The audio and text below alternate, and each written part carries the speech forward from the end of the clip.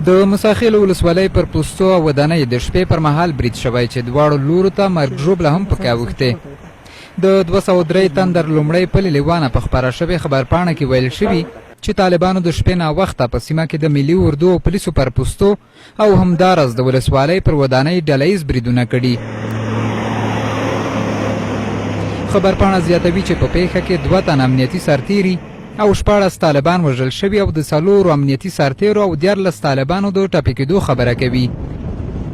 خبرپاڼه کې راځي چې د جګړې په سیمه کې 2 میله وسلې، مخابرې، د راکټ انداز، یوه اندازه مرمۍ هم د ملي اردو ځواکونو لاسته ورغلي.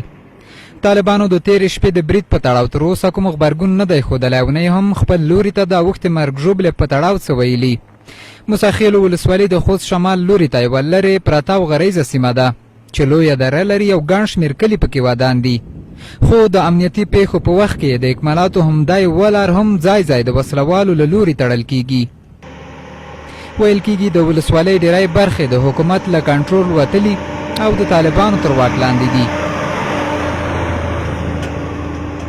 پر دغه ولسوالۍ وړاندې هم د وسلوالو له لوري ډله ییز بریدونه شوي او څو ځله د سقوط هڅې هم شوي. د ولسوالۍ غریز موقعیت او په پراخه کچه د وسلوالو شتوني تهدید نور هم یو په دوه کړی.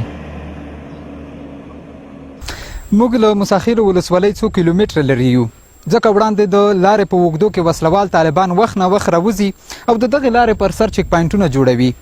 بله شپه چې د ولسوالۍ پر مرکز د وسلوالو طالبانو له لوري د شپې پر مهال برید شوی، ویل کیږي چې دواړو لورو ته درنه مرګ ژوبله اوښتې ده. خو کره معلومات ځکه نه کیږي چې پر دغه لاره تګ ولسوالۍ ته له خطر خالي نه دی.